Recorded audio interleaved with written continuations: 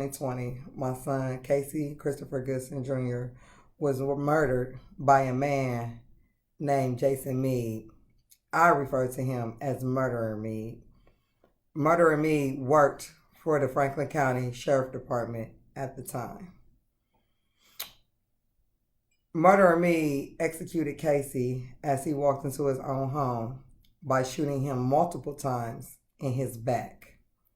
Murderer Mead has admitted to hunting people, and on December 4th, he definitely hunted my son. Murderer Mead needs to be fired. Murderer Mead needs to be charged. Murderer Mead needs to be arrested. Murderer Mead needs to be convicted. And Murderer Mead needs to be thrown in jail in the grimiest prison in America to rot for the rest of his life. Murderer Mead definitely needs to be held accountable for not murdering but executing my son on December 4th. Murderer Mead's boss, leader, whatever you want to call him, Dallas Baldwin, has refused to meet with me and my family. We have received updates from the Department of Justice, which we are thankful for. We greatly appreciate them for the respect they have shown to us. Baldwin definitely hasn't shown us an ounce of respect. I have asked to speak with him on several occasions while we mourn the loss of Casey, and the only response that I have gotten is his advisors have told him it's best not to speak with me. But mind you, the people that are in charge of my son's investigation sit and speak to me regularly without jeopardizing the integrity of Casey's investigation. So it's just another excuse from Baldwin. Not only has Baldwin not spoken to us directly, provided us with any information, but he has also not provided us with any updates as to where Murderer Mead is, if Murderer Mead is working, if Murderer Mead is still on a paid leave, if he's on an unpaid leave. But what we do know for a fact is Murderer Mead is not fired, which means Murderer Mead is still receiving salary. Taxpayers are still paying his salary while he sits at home with his family, while my family mourns Casey and we can't be with him, mind you. If Murderer Mead is working, we all know that he's definitely a threat to the community, to society. Murderer Mead has used his so-called pastorness to justify the fact that he definitely participates in police brutality. My son's murder is not his first. And if we allow him to continue, it will not be his last. He has bragged several times about hunting people and using police brutality. He hunted and killed Casey.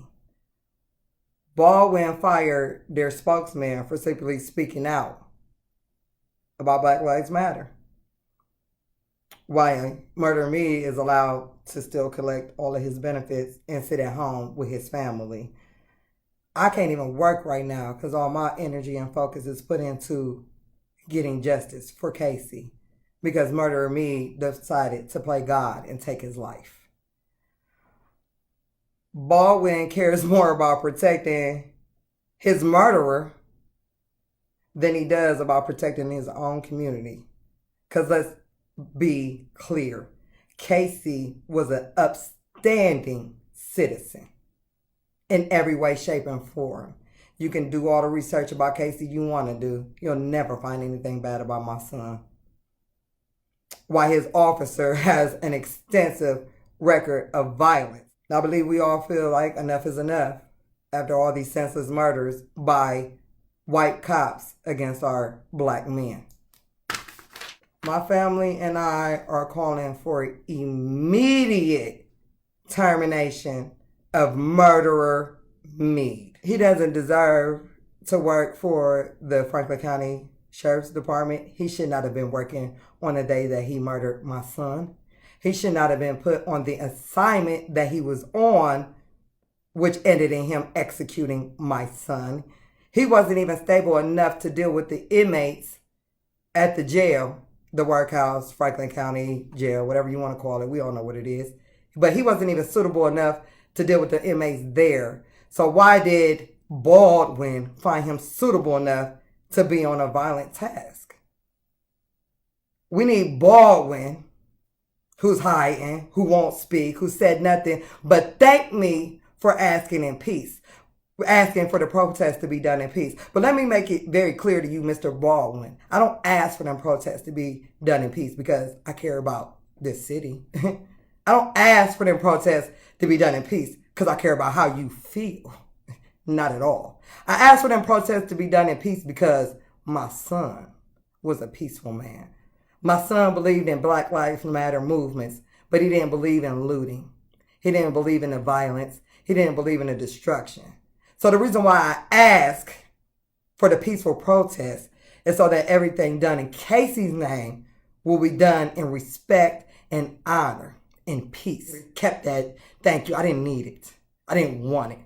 What you could have done is sit down with me face to face as a man and explain to me why you had a man like Murderer Me still even working for your department when he's had so many infractions. It's what you could have did. Casey would have been 24 on January 30th.